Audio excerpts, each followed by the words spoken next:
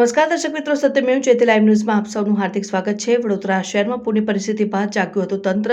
ગત વર્ષે વિશ્વામિત્રી નદીના પૂરે શહેરના ધમરોળ્યું હતું, જે બાદ સરકાર એક્શનમાં આવી હતી। વિશ્વામિત્રી નદીમાંથી કરોડો રૂપિયાના ખર્ચે કાપ કાઢીને નદીને ઊંડી કરવાની કામગીરી હાથ ધરાનાર છે।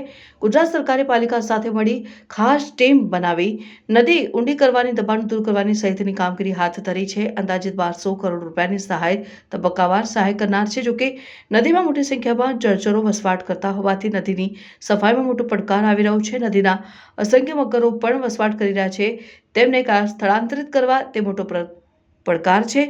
નદીની કામગીરી દરમિયાન નદીમાં અસંખ્ય મગરો હોય, વાઇલ્ડલાઇફ વિભાગ દ્વારા મંજૂરી મેળવ્યા બાદ હાથ ધરાશે કામગીરી।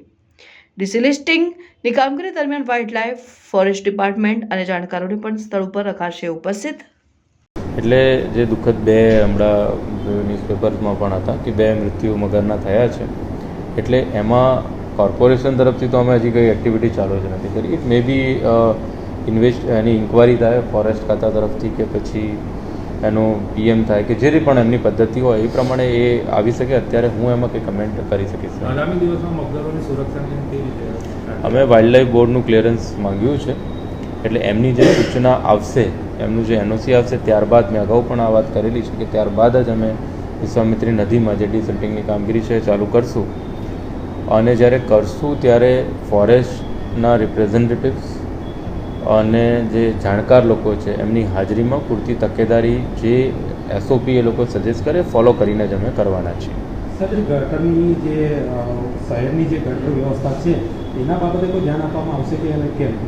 એ બધી બાબતોમાં ધ્યાન આપવામાં આવશે। એટલે એક તો મુખ્ય મુદ્દો છે જે ડિસિલ્ટિંગનો મુદ્દો છે, અને જે મિત્રએ જે કીધું કે મગર માટે, તો એની માટે બી અમે એના જાણકાર માણસો અને સાથોસાથ ફોરેસ્ટના લોકોને રહીને બી કરશું। અને અમારા જે બીજા બધા એસટીપી અત્યારે જે અમે કેપેસિટી એન્હાન્સ કરી છે, અટલાદરાની કરી છે, તરસાલીની કરી છે, એની ક્વોલિટી એન્હાન્સ કરી છે। એટલે જે બીઓડી જે નદીમાં હોય એમાં ક્વોલિટીમાં ઇમ્પ્રુવમેન્ટ આવ્યું છે, અને અમે સતત પ્રયત્નશીલ છીએ કે એમાં ઇમ્પ્રુવમેન્ટ આવે। એટલે એ બાબતે પણ અમે કાર્યવાહી કરવાના છીએ, અને જોડે જોડે ડિસિલ્ટિંગની કાર્યવાહીમાં પૂરતી તકેદારી રાખવામાં।